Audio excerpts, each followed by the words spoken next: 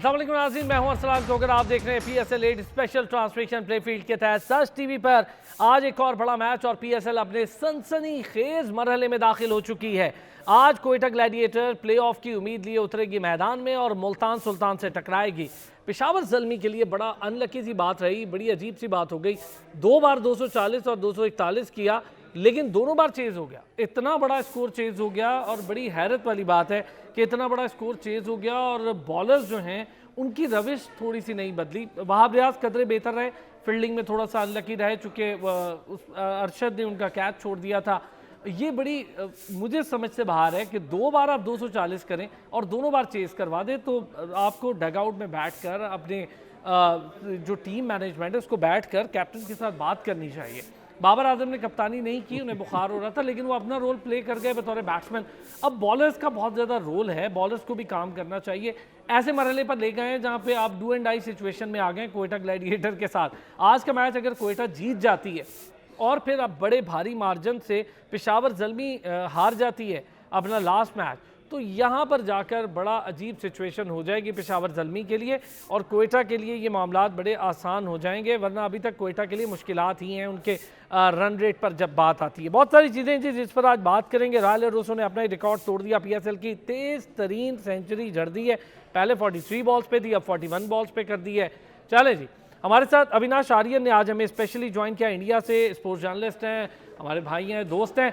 और बाबर आजम की शर्ट आखिरकार उन्हें मिल गई है। पेशावर ज़ल्मी और बाबर आजम के बड़े फ़ैन हैं, हम सब जानते हैं, और हमसे भी बेहतर स्टैट्स जानते हैं वो बाबर आजम के, हालांकि मैं खुद बहुत बड़ा फ़ैन हूँ बाबर का। चले जी, अविनाश के साथ Arsalan Shirazi senior sports journalist हैं, उन्होंने हमें ज्वाइन किया है। Rizwan Haider sports expert, cricket expert, हमारा रेगुलर हिस्सा हमारे साथ मौजूद है। बहुत शुक्रिया जी आप तमाम हजरात का। अविनाश से शुरू करें, सर मेहमान हैं हमारे। अविनाश, बहुत आपको पहले तो कॉन्ग्रेचुलेट करते हैं, मुबारक हो, शर्ट मिल गई आपको, आपका बर्थडे गिफ्ट बड़ा शानदार मिला, बाबर आजम की शर्ट मिल गई। बिल्कुल अरसलान भाई, जय श्री राम। और मुझे बुलाने के लिए 2 बार शुक्रिया आप सभी का, रिजवान भाई आपका भी और जितने भी पैनलिस्ट हैं यहाँ पे। हाँ, बर्थडे गिफ्ट मेरे ख्याल से मैं 27 साल का हो गया हूँ और 9 तारीख को मेरा बर्थडे था परसों। और बर्थडे के दिन ही, क्योंकि आज 11 तारीख है, आज आने वाला था, डिलीवरी डेट ऐसा बता रहा था, बट बर्थडे के दिन आया ना, तो मैं काफी लंबे समय से इंतजार भी कर रहा था कि कब आए कब आए, और जब आई ना तो इतनी ज्यादा खुशी हुई। मतलब पिछले 27 सालों में ये अब तक का मेरा सबसे बेस्ट बर्थडे गिफ्ट था। वैसे मैं जन्मदिन ज्यादा सेलिब्रेट नहीं करता, लेकिन आप जिनसे मोहब्बत करते हो, जो आपका हीरो है एक तरीके से, जिनको आप बल्लेबाजी देखना पसंद करते हो, और पेशावर ज़ल्मी ने खुद ये शर्ट भिजवाया, तो स्पेशली मैंने ट्विटर पर भी और अपने यूट्यूब चैनल पर भी मैंने शुक्रिया अदा किया था जावेद अफरीदी साहब का। अगर ऐसे हर फ्रेंचाइज के मालिक हो, तो जो लोग मोहब्बत करते हैं ना अपने क्रिकेटरों से, शायद उनका वो दूरी ना यूं ही खत्म होती रहेगी। खैर, मैं तो आपसे बहुत ज्यादा दूर हूँ, लेकिन मुझे लगता है कि मैं बहुत काफी करीब हूँ आप लोगों को और पेशावर ज़ल्मी के और आई थिंक PSL के। अच्छा अविनाश, हमारी तरफ से भी आपको बिलेटेड हैप्पी बर्थडे यार। 2 दिन बावजूद 2 दिन गुजर गए, लेकिन प्रोग्राम आज था, तो बिलेटेड हैप्पी बर्थडे। अच्छा जी, अरसलान शिराजी साहब, और कल के मैच पर थोड़ी सी बात शुरू करेंगे। सर, क्या हुआ कल के मैच में? अरसलान शिराजी साहब, मैं और आप विटनेस भी कर रहे थे स्टेडियम में, अनबिलीवेबल। मुझे लगा बहुत बड़ा स्कोर है, एक टाइम पे तो थोड़ा स्लो डाउन हो गई थी मुल्तान, लेकिन रायल रोसो का बल्ला ऐसा चला कि ऐसे लगा जेसन रॉय को रेप्लिकेट कर रहे हैं। देखिए, आप जो मर्जी कहें, ठीक है, राय की इनिंग बहुत अच्छी थी और रोसो की बड़ी अच्छी थी।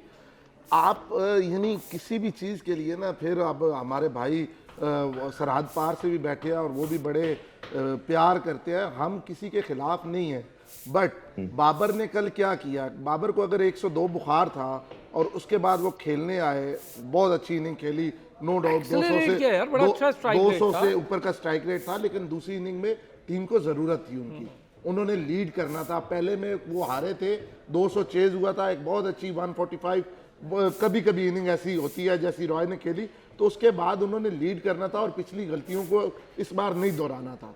लेकिन वो फिर क्योंकि हम उन्हें हाफ फिट कहेंगे, क्योंकि वो उनको बुखार था, फिर भी वो खेलने आए और उसके बाद वो दूसरी इनिंग में ग्राउंड में ही नहीं आए, जिसकी वजह से खुमाजा भुगतना पड़ा पेशावर ज़ल्मी को। तो मेरे ख्याल में अगर किसी प्लेयर को इस तरह का कोई मसला हो कि वो पूरा मैच नहीं खेल सकता, तो उसे रेस्ट करनी चाहिए। रेस्ट करनी चाहिए, लेकिन बैटिंग तो बड़ी अच्छी करके, ठीक है बुखार हो जाता है, इंसान है, बुखार था, लेकिन बैटिंग की ज़रूरत थी पेशावर ज़ल्मी को। ये ना होता कि बाबर ना करता बैटिंग तो प्रॉब्लम भी हो सकती थी, किसी और को खिलाना पड़ता और फिर वो आप एक रिस्क लेते। क्या कहते हैं रिजवान? पहले तो अविनाश यार हैप्पी बर्थडे बिलेटेड और कॉन्ग्रेचुलेशंस कि आपको शर्ट मिल गई। दूसरा मैं एक एहतजाज भी करूंगा आज, बड़ी सख्त ज्यादती है अविनाश को आज बुलाना जब बाबर ने 2 कंसेक्यूटिव इतनी अच्छी इनिंग्स खेली हैं। That is very unfair. यार अच्छी इनिंग्स तो उसने खेली है, लेकिन वो मैच हार गए अलग बात है। नहीं, जहां तक बाबर की बैटिंग के ताल्लुक है, हमें जो हमेशा बाबर के ऊपर एतराज रहा है ना बैटिंग के ऊपर, T20 में स्पेशली, वो वनडे और टेस्ट मैच में नहीं होता कि स्ट्राइक रेट, बट इन दोनों इनिंग्स में उसको क्योंकि नज़र आ रहा है कि बाकी तरफ से भी प्रेशर इसी चीज़ का है, तो उसने उस चीज़ को एड्रेस किया है। यही एक अच्छे प्लेयर की निशानी होती है कि वो इवॉल्व करता है, अपने आप को बेहतरी लाता है, और वो आपने उसकी बैटिंग में देखा है कि क्योंकि उसके ऊपर क्रिटिसिज्म ये था कि आप 127-125 के स्ट्राइक रेट पे जाते हो, तो पिछले 3 इस पूरे टूर्नामेंट में वो 140 प्लस के स्ट्राइक रेट पे खेला है। So that is a huge improvement, और ये आपको अप्रिशिएट करना चाहिए कि यार ये this is not a joke. 125 और 140 शायद कहने में 15 का फर्क है, लेकिन स्ट्राइक रेट जो बैटिंग कर रहा होता है ना, वो बहुत मेजर डिफरेंस है। यानी कि उसने अपना पूरी नेट में प्रैक्टिस की है, उसने मुख्तलिफ स्ट्रोक्स को डेवलप किया है, उसने ज़्यादा अग्रेसिवली बैटिंग की है, और उसके साथ साथ स्कोर भी कर रहा है। ये नहीं है कि वो 15 इस स्ट्राइक रेट पे खेला तो 15 या 20 बना के इनिंग स्टार्ट होता है और आउट हो जाता है। So well done Babar Azam. जहां तक बॉलिंग का ताल्लुक है, देखिए हम यहाँ किसी से लड़ाई तो है नहीं ना, हमने तो क्रिकेट की बात करनी है, जो अच्छी बात है उसको तारीफ करेंगे, जो नहीं है। अब यहाँ पे जो नेगेटिव चीज़ आती है, 240 बहुत बड़ा स्कोर है, और 2 कंसेक्यूटिव मैचेस में एक टीम के ऊपर 240 डिफेंड ना कर सकना, क्योंकि 240 जब चेज करी होती है ना, तो उस टीम पे ज्यादा प्रेशर होता है, बहुत बड़ा चेज है। 240 स्कोर करना शायद इतना मुश्किल नहीं जितना चेज करना। सो 2 कंसेक्यूटिव मैचेस में चेज होना, Peshawar has to go back और सी के यार हमारे बॉलर्स में क्या प्रॉब्लम है, फील्ड प्लेसिंग में क्या प्रॉब्लम है, और किस जगह पे क्या बॉलिंग चेंजेस गलत कर रहे हैं जिसकी वजह से ये इशू है। अच्छा अविनाश, मैचेस उम्मीद है ऑब्वियसली आपको अंदाजा होगा मैचेस के हवाले से, यार कोयटा बड़ी बहुत मोराल उनका गिरा हुआ था कोयटा का, फिर भी उन्हें मौका मिला और मेरा ख्याल है सरफराज के बगैर मिला। ये भी एक बड़ी अजीब बात थी कि 8 के 8 सीजन में पहला मैच है सरफराज जिसमें बाहर बैठा है, तो जीत गई और ऐसा जीती कि रिकॉर्ड साज हो गया। फिर अगला दोबारा ज़ल्मी ने वो मैच हारा, वो भी रिकॉर्ड हो गया। 2 बड़ी इनिंग्स खेली गई जेसन रॉय और रायले रोसो की तरफ से। बाबर आजम ने इधर खेली, बहुत अच्छी इनिंग खेली दोनों में, लेकिन हम चेज की बात करें, चेज में एक प्रेशर होता है, टोटल लग जाए स्कोर बोर्ड पे तो would be a very difficult thing to chase. नहीं बिल्कुल आपने सही कहा। देखिए बाबर आजम मेरे पसंदीदा बल्लेबाज जरूर है, लेकिन इसका मतलब ये नहीं कि अगर वो गलतियां करे तो हम छुपा के बैठे और उनकी फिर भी तारीफ करें। मैं बिल्कुल वैसा इंसान नहीं हूँ। पसंदीदा बैट्समैन अलग हो जाता है, लेकिन जब कप्तानी की बात आती है तो मुझे भी उनसे एतराज रहे हैं, और मैंने कई बार ट्वीट भी किया हुआ था इस लाइक की जब कोयटा वाला मैच चल रहा था, उस मैच के बाद जहां पे लोग 17 उनके 16 बॉल पे वो जो 20 रन वाली बात कर रहे थे, वहां पे मैंने ये ऐतराज जताया था कि बाबर आजम में मुझे एक उनकी कप्तानी में ये कमी दिखती है, बेसिकली मुझे ऐसी दिखती है, क्योंकि दुनिया के आप जितने भी मर्जी कप्तान उठा लो, MS धोनी को उठा लो, रोहित शर्मा को उठा लो, विराट कोहली का नाम नहीं लूंगा क्योंकि IPL में उनकी कप्तानी इतनी ज्यादा स्तर की रही नहीं है, लेकिन बड़े से बड़े कप्तान सरफराज अहमद, आपके लिए ट्रॉफी उन्होंने जिताई हुई, अंडर 19 चैंपियंस ट्रॉफी वगैरह जिताई हुई है उन्होंने, रिजवान का भी मैं नाम लूंगा, शाहीन का भी नाम लूंगा। ये सारे कप्तानों में क्या एक कॉमन चीज मुझे दिखती है, वो ये है कि अगर कोई गेंदबाज चौका छक्का खा लेता है ना, तो वो जाके बात करता है, इधर आ, मैं फिर उससे बात करता, लगातार कम्युनिकेशन करना होता है। बाबर आजम में मुझे ये चीज की सबसे ज्यादा कमी दिखती है, और मैं इससे काफी ज्यादा डिसअपॉइंट भी होता हूं। लाइक क्वेटा वाले मैच में या किसी भी मैच में उठा के देख लो, बाबर आजम जरा सा भी बात नहीं करते होंगे, कुछ जगहों पे करते होंगे, लेकिन आप बाउंड्री पे खड़े होके डैरेन सेमी से क्या एडवाइस ले रहे हो? डैरेन सेमी ना जब ड्रिंक्स ब्रेक होता है तब जाके वो एडवाइस दे, तो उनको तो खेलना नहीं है ना, कप्तानी आपको करना है, या तो हेड कोच कर ले कप्तानी या फिर आपको कप्तानी करनी है। तो आप वहां पे बाउंड्री खड़े होके गेंदबाज अकेला असहाय हो जाता है। लाइक अरशद इकबाल का मैं नाम लूंगा, मैंने उनकी गेंदबाजी देखी है दोनों मैच में, पूरे टूर्नामेंट में देखी हुई है। स्लॉट में गेंदे लगातार आप डालते जा रहे हो भाई। इनिशियल ओवर्स में आप लेंथ बॉल डालते हो, आप डेथ ओवर्स में, क्योंकि चूंकि शबनम की बूंदे ओस की वजह से बॉल ऑलरेडी साबुन की टिकिया बन गई है, आपसे ना तो यॉर्क हो रहा है और ना आप जो है सही तरीके से गेंदबाजी कर रहे हो, तो आप स्लॉट में गेंदे डालोगे तो कोई भी मारेगा, कोई भी मारेगा। तो मुझे यहां से ना थोड़ा सा बाबर आजम के इस पे ऐतराज है। बाद बाकी कल उनका फीवर था तो मैं उस पर कुछ कहना नहीं चाहूंगा कि उन्होंने क्या, लेकिन बल्लेबाजी अच्छी की, लेकिन कप्तानी में ये मुझे नुस्खा निकलता है। बाद बाकी जो रिजवान साहब ने कहा और इससे पहले जो भी थे, मैं उनकी बातों से भी सहमत हूँ। अरसलान चराई साहब, यही बात जरा इसी को कंटिन्यू करते हैं। अब अविनाश की तरफ से भी आ गया एक पॉइंट, और कैप्टनसी के हवाले से आपकी बात दुरुस्त है अरसलान कि हर बड़ा प्लेयर कप्तान नहीं हो सकता, और हमने ये देखा भी है, ये बहुत हिस्ट्री भी प्रूव करती आई है। जावेद मियांदाद की कप्तानी में इमरान खान भी खेले हैं। जावेद मियांदाद बहुत बड़े प्लेयर थे, लेकिन इमरान खान ने फिर वर्ल्ड कप जितवा दिया। तो यूनुस खान, उस वक्त तक यूनुस खान ने 10,000 रन नहीं किए थे जब वो कप्तान थे, तो फिर बाद में जाके यूनुस खान ने अपने आप को प्रूव किया। बतौर कप्तान उन्होंने वर्ल्ड कप, हमें T20 का वाहिद इकलौता वर्ल्ड कप जितवा दिया।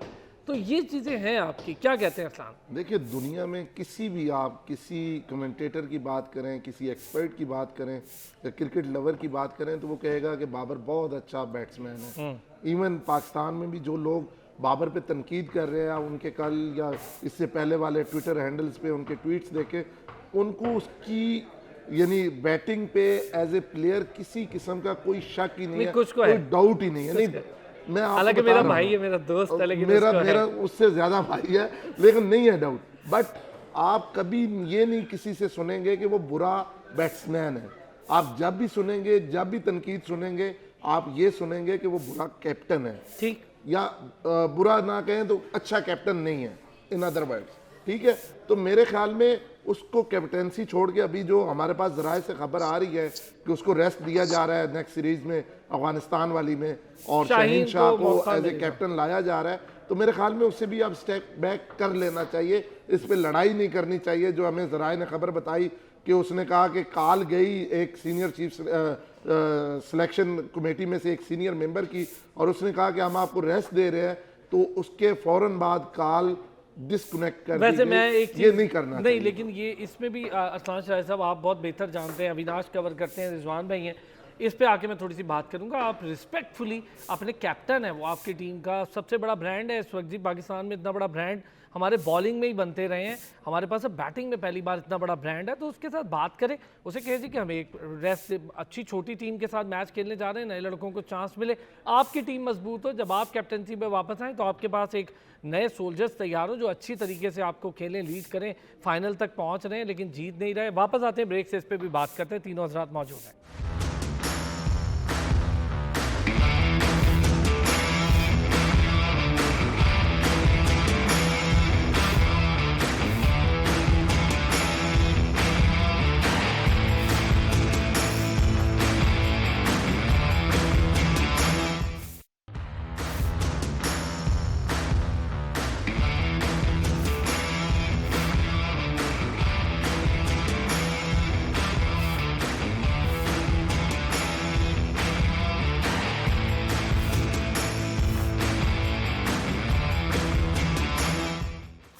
वेलकम बैक जी। बहुत सारी चीज़ें इस पर बात करनी थी, मैंने सोचा था ज़रा शराय साहब आए तो फ़ायदा उठा लेते इस चीज़ का। अविनाश ने एक बड़ी डिटेल बात की, शराय साहब ने की।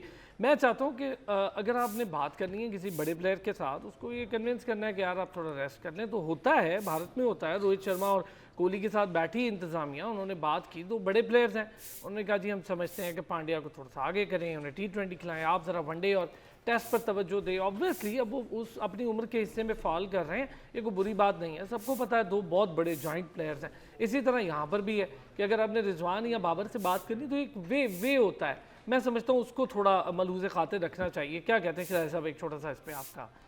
देखें, इज्जत ही दी जाती है, सबसे पहले बात की जाती है। वो PSL खेल रहे हैं, एक बबल टाइप है, हम भी यानी अगर होटल में जाके मिलना चाहें तो नहीं मिल पाते। तो यही होता है कि आपके जितने भी इस वक्त सिलेक्शन कमेटी के मेंबर और चेयरमैन हैं, वो इस वक्त लाहौर में है, तो वो लाहौर से स्पेशली यहाँ के तो बाबर आजम को मिलेंगे नहीं। उन्होंने वहाँ से कॉल किया है कि हम आपको रेस्ट देना चाहते हैं, तो बाबर आजम को भी चाहिए, ठीक है, ही इज़ ग्रेट, लेकिन थोड़ी सी इखलाकियात होती हैं, वो आपसे बड़े हैं, आपकी सिलेक्शन कमेटी का सीनियर मेंबर हैं, आप उन्हें चाहिए कि ठीक है मैं लाहौर आ रहा हूँ, बैठ के बात करेंगे, अभी ये फ़ोन पे करने वाली बात नहीं है। इसका तरीक़ाकार ये नहीं है कि किसी ने कॉल किया और आपने उसने बात पूरी की और जवाब दिए बगैर आपने कॉल काट के आपने अपना सेल फोन बंद कर सर अब ये तो इस तरह अंदर की नहीं बात थोड़ी सी चेंज भी होती है ना, आपको पता है हमें बात तो पता चल जाती है, अंदर में थोड़ी सी बात और भी होती है। अच्छा जी रिजवान भाई कोई कमेंट करेंगे इस पे? नहीं बिल्कुल आई एग्री। देखिए सीनियर प्लेयर है, आपको बताना भी चाहिए, लेकिन ये देखिए हमें ये लर्न करना है कि ए टीम बी टीम जो आप खेलते हैं ऑस्ट्रेलिया इंग्लैंड के साथ या इंडिया के साथ न्यूजीलैंड के साथ, अगर आपकी सीरीज़ है तो वो एक डिफरेंट लेवल की होती है। अफगानिस्तान जिम्बाब्वे नीदरलैंड के साथ आप खेलें तो वो डिफरेंट लेवल की, और यही वो सीरीज़ होती है जिसमें आप बच्चों को चांस देते हैं। इसमें आप कैप्टन्स भी ट्राई कर सकते हैं। इसकी सबसे बड़ी एग्जांपल आपके सामने इंडिया है। और ज़रूरी नहीं होता, और जहाँ वो पहले वाली बात है कि ज़रूरी नहीं होता कि सबसे अच्छा प्लेयर ही आपकी टीम का कप्तान हो। जिस तरह शेन वॉन की एग्जांपल आपके सामने है, मुरलीधरन की एग्जांपल आपके सामने है। मार्क वॉ मेरा फेवरेट बैट्समैन है, लेकिन उसने कप्तानी नहीं की। स्टीव वॉ उसी का ट्विन ब्रदर था, 4 मिनट का फ़र्क, लेकिन उस देखिए हर बंदे की qualities. Mark Waugh was a beautiful batsman, Steve Waugh was a stubborn batsman. उसकी लीडरशिप क्वालिटीज़ और थी, मार्क वॉ में नहीं थी। मार्क वॉ ने शायद स्टेट में भी लीड नहीं किया। तो ये चीज़ें चलती रहती हैं। हमने एज अ टीम अपने आप को देखना है कि इसे बेस्ट पॉसिबल क्या सिनेरियो आपके लिए। ठीक हो गया, चले जी। अच्छा अविनाश ये बताएं, बैटिंग आप देख रहे हैं ऑब्वियसली सारी टीम्स की, बड़ी ही शानदार चीज़ ये हुई कि जेसन रॉय वहाँ गए खेलने के लिए, बांग्लादेश के अगेंस्ट सेंचुरी करके आए, और लगता है वहाँ 200 करना चाहते थे, जो 100 रह गया था वो फिर यहाँ आके पूरा कर लिया उन्होंने, थोड़े से रह गए थे। अच्छा रहा मैच, इंटरेस्टिंग रहा। सबसे अच्छी चीज़ मैं कोयटा को इसका क्रेडिट दूंगा कि बहुत बड़ा प्रेशर है उन पर, पहले ही हारती हुई टीम थी, इतना बड़ा स्कोर सेटल था, और इतने बड़े स्कोर के लिए लड़ जाना, इस पर क्रेडिट देना तो बनता है। सर क्या वो शेर सुने ना आपने कि गिरते हैं शहसवार ही मैदान में, वो तिफल क्या गिरे जो घुटनों के बल चले। तो बहुत लोग लगातार ये कह रहे, मुझे तो समझ में नहीं आ रहा अरसलान भाई कि आपके इधर जो है ना इस समय कैप्टेंसी डिबेट क्यों चल रही है कि ये घटिया कप्तान है, खराब कप्तान है। खराब कप्तान आप कब कहते हो किसी को? कब कहते हो? जब टूर्नामेंट में फेलियर हो, मतलब काफी ज्यादा नाकामयाब हो, ग्रुप स्टेज से बाहर हो गए हो। बिल्कुल सही। 68 विनिंग परसेंटेज है। आपकी टीम एशिया कप के फाइनल में पहुंची, हमारी टीम तो पहुंची भी नहीं थी इस बार की मैं बात बता रहा हूँ। ठीक है, कामयाब हमारी टीम ज्यादा, 7 दफा हम लोगों ने जीता है। आपकी टीम चाहे जैसे भी जीते, कुदरत के निजाम से तो 92 में भी हुआ था, इस बार भी आप लोग फाइनल तक पहुंचे हैं। फाइनल तक सीवी में दिखाने के लिए क्या होता है, एक अगर आप जाएंगे तो आप क्या सीवी में दिखाओगे Babar Azam as a captain के तौर पे, कि पता चला कि उन्होंने आपकी टीम जो है फाइनल तक क्वालिफाई किया था और वहां पे जो है इंग्लैंड ने हराया, लेकिन उस मुकाबले में भी आपको भी पता है कि पाकिस्तान के लिए शाहिन शाह अफरीदी फुल्ली तरह फिट नहीं थे, लेकिन आप लोगों ने अच्छा गेम खेला हुआ था, पूरी दुनिया जानती है अच्छा है पाकिस्तान T20 में। तो आप उनको T20 में कप्तानी से हटाने की क्यों बात कर रहे हैं? अगर कप्तानी से हटाने की अगर बात कर सकते हैं, क्योंकि टेस्ट में बतौर कप्तान वो नाकामयाब हुए बाबर आजम, तो वहां पे आप बात करें और ये भी बात करें कि उनकी जगह पे कौन। आप शाहिन शाह अफरीदी को बोल रहे हो कि नहीं कप्तान, यार 6 महीने तो बंदा इंजर्ड ही रहता है। आप शाहिन शाह अफरीदी को एज ए प्लेयर के तौर पे संभाल नहीं पाए हो, आप इनको कप्तानी दोगे और क्या गारंटी है कि आपके लिए हमेशा अवेलेबल होगा? क्यों रिजवान पे बात नहीं हो रही? आप रिजवान को दे दो, वो भी तो मुल्तान सुल्तान को जिताया हुआ है। दे ना दो आपके पास। देखिए सर क्या होता है ना, कप्तान ना ऐसे रेडीमेड मिलता नहीं है, बहुत कम ही होता है। इमरान खान साहब, कपिल देव साहब, ऐसे रेडीमेड आपको नहीं मिलेगा, आपको बनाया जाएगा। या धोनी, इंडिया का या फिर धोनी, यार धोनी बहुत बड़े कैप्टन थे। एग्जांपल दे रहा हूं, हमारे यहाँ सर कप्तान ज्यादा नहीं बदले गए हैं, इसी वजह से हम लोगों ने चाहे 2013 के बाद भले आईसीसी ट्रॉफी नहीं जीती हो, लेकिन कामयाबी का जो एक परसेंटेज है हम लोगों का ज्यादा, हम लोगों ने डोमिनेट इसलिए भी किया है क्योंकि कप्तानी के अलावा बाद बाकी चीजों पर हम लोगों ने ज्यादा ध्यान दिया है। विराट कोहली के पीछे कौन थे? एम एस धोनी थे, उन्होंने बनाया, और जब लगा कि मैं अब नहीं करना चाहता तो इनको दे दिया जाए, एक गद्दी दे दीजिए, तो उन्होंने खुद ब खुद वो हट गए थे। आपने बाबर आजम को ग्रूम किया, एक कप्तान को आप ग्रूम नहीं कर सकते। शाहिन शाह अफरीदी को आपने ग्रूम किया, पीएसएल के आधार पे आप कैसे जज कर सकते हो कि ये एक अच्छा कप्तान है? अरे भाई रोहित शर्मा पीएसएल के आधार पे। आप देखिए आईपीएल में रोहित शर्मा ने कैसी कप्तानी की है भाई साहब, उन्होंने तो फाइनल में धोनी को भी हराया है, लेकिन बतौर कप्तान अभी तक अगर आप देखेंगे तो रोहित शर्मा 2 टूर्नामेंट में फेल हुए बतौर कप्तान, एक एशिया कप में और T20 विश्व कप में। क्या आप ये बोलेंगे कि रोहित शर्मा इंटरनेशनल लेवल पे बहुत शानदार कप्तान है? जब तक आईसीसी ट्रॉफी आप नहीं जीतोगे दुनिया आपको नहीं मानेगी अच्छा कप्तान। तो मैं वही बोल रहा हूं, एक फ्रेंचाइज लीग में रिकी पॉन्टिंग भी सर फेल हो गए थे सर मुंबई इंडियंस के लिए, उन्होंने ट्रॉफी नहीं जिताई थी, आप उनका रिकॉर्ड जाके देख लीजिए। लेकिन कोई बोलेगा कि आईपीएल में इसलिए फेल हो गया तो हम रिकी पॉन्टिंग को कप्तान नहीं मानेंगे? आपके पास अगर किसी को हटा रहे, मैं बार बार बोलूंगा, आप हटाइए, बेशक हटाइए, आप बोलिए कि बाबर आजम सबसे घटिया कप्तान है, लेकिन आप ये भी बोलिए कि बाबर आजम के अलावा ये बंदा आएगा तो क्या गारंटी है, रिप्लेसमेंट क्या है? और रिप्लेसमेंट है तो सर ऐसे एक साल में ना, अभी वर्ल्ड कप आने वाला, एक साल में कोई अच्छा कप्तान नहीं बन जाता आके एकदम से हाँ डिलीवर करने लगे, टाइम लगता है, टाइम लगता है। आपने 4 साल बाबर आजम को दिया और अचानक आप बोल रहे हैं कि अब ये कप्तान नहीं है, अच्छा प्लेयर नहीं है, ये T20 इनको हटा दो।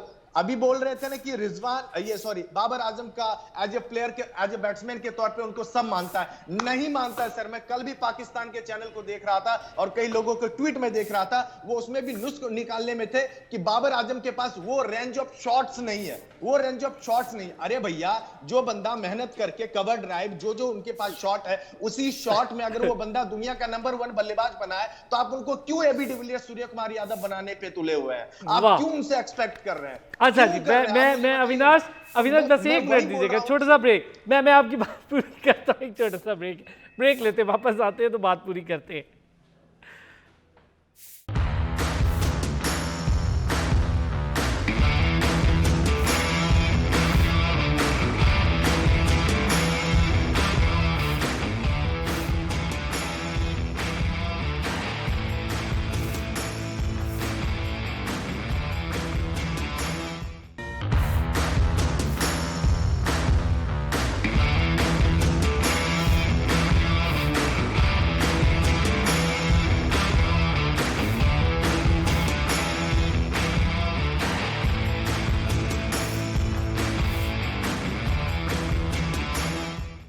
वेलकम बैक जी। अविनाश आर्यन हमारे साथ मौजूद हैं, अरसलान शिराजी मौजूद हैं, रिजवान साहब मौजूद हैं और बड़ी ही मज़े की गर्मा गर्म बहस चल रही है, कैप्टन रिप्लेसमेंट कौन। ये अविनाश आर्यन ने सवालात खड़े किए हैं और कुछ स्टैट्स हैं, उसकी पॉइंट, उसके बेसिस पर ये बात की है।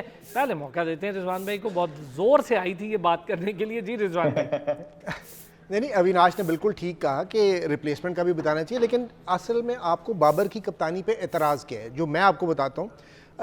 कप्तानी पे तो हम पहले बात कर चुके हैं कि फील्ड प्लेसिंग, और पिछली दफ़ा क्योंकि मैं कहा था तो I don't want to sound repetitive कि यार वो जब फील्ड प्लेसिंग और बॉलर्स को आउट करने का प्लान मुझे नज़र नहीं आता जो धोनी में नज़र आता था। दूसरी प्रॉब्लम ये है कि जब ये नॉकआउट मैचेस होते हैं ना, उसमें Babar as a captain, as a batsman भी फंस जाते हैं। और उसकी एग्जांपल ये है कि आपने 2 टूर्नामेंट्स, आईसीसी के जो टूर्नामेंट्स हैं उसके अगर T20 वर्ल्ड कप को देखें तो Babar Azam has a strike rate of 114। Asia cup में उनका स्ट्राइक रेट 107 का है। जब वो टूर्नामेंट के फाइनल्स में खेलते हैं, तो जो कि 2 उन्होंने फाइनल्स खेले हैं, तो उसका स्ट्राइक रेट 108 पे चला जाता है उनका। सो इन जगहों पे जहाँ पे बड़ी टीमें, ऑस्ट्रेलिया टाइप टीमें आ जाती हैं, तो बाबर आजम को उनका प्लान होता है बाबर आजम के खिलाफ, और बाबर को वो प्लान उससे हट के अपनी स्ट्रैटेजी चेंज करने का हमें नज़र नहीं आता मौका।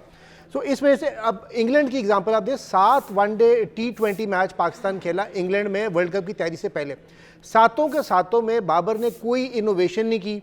एक तो उन्होंने कोई बैटिंग ऑर्डर में चेंज नहीं किया, पहली चीज़। दूसरी चीज़, जब टॉस जीते खुद फील्डिंग की और चेज करने को प्रेफर किया, जबकि इंग्लैंड ने टॉस जीत के दोनों चीज़ें ट्राई की, कॉम्बिनेशन में कुछ ट्राई नहीं किया।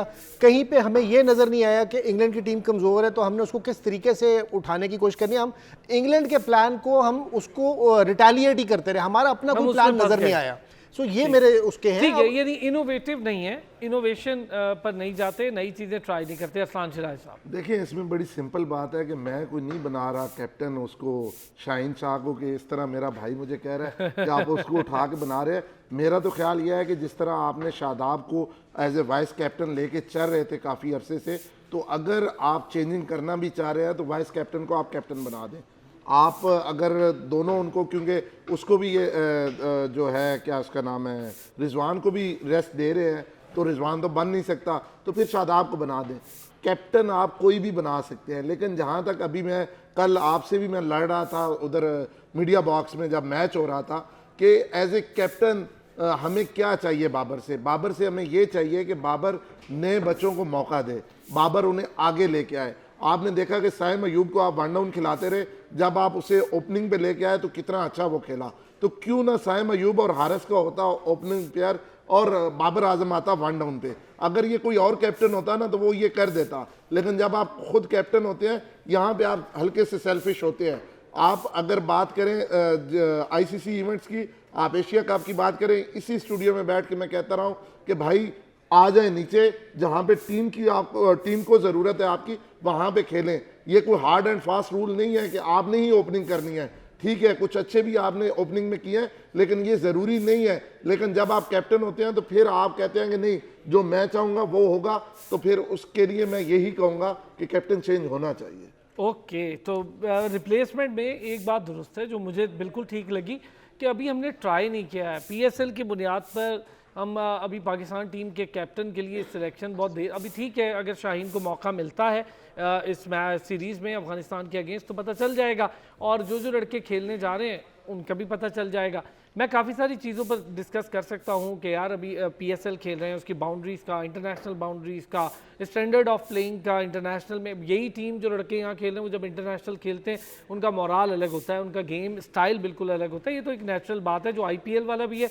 आईपीएल में जो लोग खेलते हैं वो जब इंटरनेशनल खेलते हैं बिल्कुल डिफरेंट होता है। अविनाश, थोड़ा सा इससे बाहर आते हैं। अब ये बताएं आप किसको देख रहे हैं प्लेऑफ में? आज बड़ा क्वेटा का टफ मैच होगा। प्लेऑफ में समझ रहे हैं कि पेशावर ज़ल्मी जा सकती है? क्वेटा का रन रेट वैसे बहुत ही गिरा हुआ है। चांसेस तो है दोनों। आपने पेशावर ज़ल्मी ने तो खुद मौका दिया है कि आप आओ क्वालिफाई करो, क्योंकि आपने खुद मौका दिया। ये स्थिति आती नहीं अगर आप डिफेंड कर लिए होते। जो 2 मुकाबले आपने खेले 240 प्लस भी अगर आप डिफेंड नहीं कर रहे तो मेरे ख्याल से आपके बॉलर्स में बहुत ही ज्यादा दिक्कत है। और मैंने बहुत पहले जब टूर्नामेंट शुरू हो रहा था ना, 1-2 मैच देखा था पेशावर ज़ल्मी का, ट्वीट अभी भी है। मैंने ये बोला था अगर बाबर आजम इस गेंदबाजी अटैक के साथ अगर वो प्लेऑफ में क्वालिफाई करवा लेता है ना, तो मेरे लिए जो है ना पीएसएल जीतने से मतलब कम नहीं होगा। ये इस गेंदबाजी अटैक पे ना सर, एमएस धोनी, आप एमएस धोनी से कंपैरिजन कर रहे हो कि बाबर आजम को एमएस धोनी जैसा एक ही है सर, ठीक है। उसके बाद इंडिया में ना सबका रिप्लेसमेंट है एमएस धोनी के अलावा। विराट कोहली का रिप्लेसमेंट मिल जाएगा, मिल ही गया है, ठीक है, सबका मिल जाएगा, एमएस धोनी का नहीं मिलेगा, तो उससे कंपैरिजन नहीं। लेकिन शादाब खान का जो इन्होंने जिक्र किया ना आज रिप्लेसमेंट के तौर पे, मैं उससे पूरी तरह से सहमत हूं। उनकी कप्तानी मुझे भी बहुत ज्यादा पसंद है। रही बात प्लेऑफ का, तो पेशावर ज़ल्मी ने मौका दिया है, और आज मुझे लग रहा है कि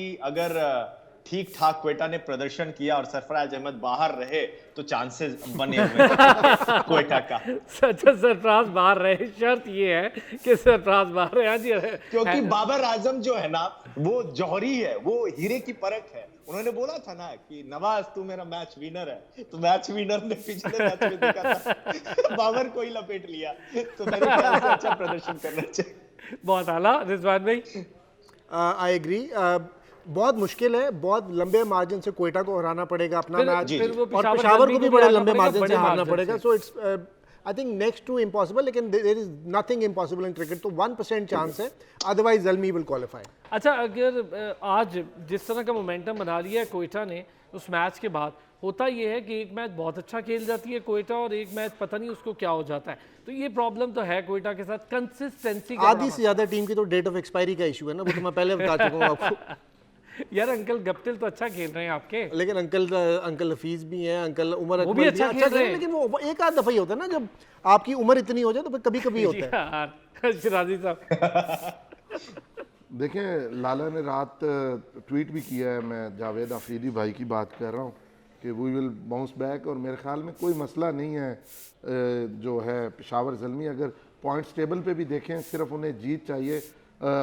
उनके लिए क्वेटा के लिए कल सिनेरियो आया है कि 81 रन से जीते और ये करें, तो मेरे ख्याल में पेशावर के लिए कोई मुश्किल नहीं है, सिर्फ वो अपना मैच जीते। और अगर ना भी जीते तो मुझे लग रहा है कि पेशावर ज़ल्मी प्ले ऑफ खेलेगा। अच्छा अब ये बताएं, ठीक है चलो ये हो गया।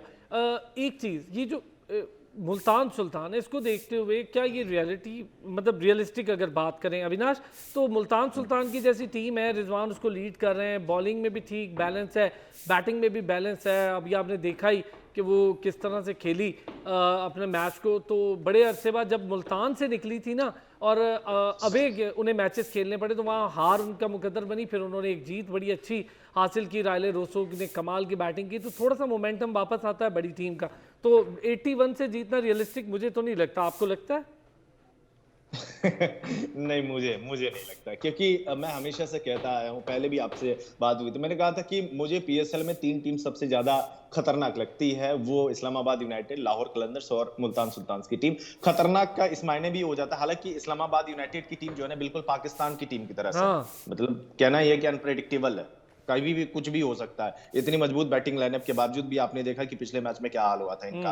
लेकिन जो टीम बैलेंस ज्यादा नजर आती है, जिनके पास ऑलराउंडर्स की भरमार होती है, जिनके पास फॉर्म अच्छे होते हैं, वो टीम बहुत ज्यादा आगे जाता है। इसलिए आईपीएल में मुंबई इंडियंस और चेन्नई सुपर किंग्स को आप हमेशा देखते हैं कि ये लोग जो है ना आगे जाते हैं, क्योंकि इनमें इनकी टीम में हर एक प्लेयर का ना 1-to-1 रिप्लेसमेंट होता है और अच्छे प्लेयर्स होते हैं। तो ये मुझे लगता है। बाद बाकी ऐसी कोई भी टीम पीएसएल की नहीं है जिनमें आप बोलेंगे कुछ ना कुछ ऊंच नीच अच्छा होगा। पेशावर के पास बैट्समैन अच्छे, बॉलर खराब है, कोयटा के पास भी बिल्कुल वैसा ही है। तो मुझे लगता है कि ये 2 टीमें आगे जाएंगी, और ये जो स्टैटिस्टिशियन ही बता पाएंगे कि कितने रन से जीतेंगे, तो ये होगा वो होगा। लेकिन जैसे रिजवान भाई ने बोला है कि कुछ भी हो सकता है, क्रिकेट है तो कुछ भी होगा। नहीं जी, रिजवान भाई आपका कमेंट चाहिए होगा, आखिर में कौन जीत रहा है आज का मैच? नहीं, आज तो खैर Quetta will go all out, और मुल्तान भी अब अच्छी फॉर्म में आ गई है, सो यू नेवर नो। देखिए क्रिकेट T20 है ना, टेस्ट वनडे की प्रेडिक्शन फिर आसान होती है, T20 में एक इनिंग चाहिए आपको। ये नहीं होता कि सारी, जिस तरह जेसन रॉय की इनिंग चल गई वो एक्सेप्शनल इनिंग्स थी, रायले रसो की कल इनिंग थी वो एक्सेप्शनल इनिंग्स थी। तो अगर कोई समथिंग एक्सेप्शनल हैपेंस तो दोनों टीमें जीत सकती है, उसमें कोई। बहुत बहुत शुक्रिया रिजवान हैदर साहब, अरसलान शिराजी और अविनाश आर्यन, हमारे दोस्त, हमारे भाई इंडिया से हमारे साथ मौजूद थे, स्पोर्ट्स जर्नलिस्ट हैं, आप सारे लोग उन्हें ट्विटर पे फॉलो ही करते हैं, जानते हैं। बहुत शुक्रिया तीनों हजरात का। Avinash, thank you so much for joining us in the show today, बहुत शुक्रिया। और आप सब हजरात का शुक्रिया। कल 4 बजे फिर होगी मुलाकात, अपना ख्याल रखिएगा।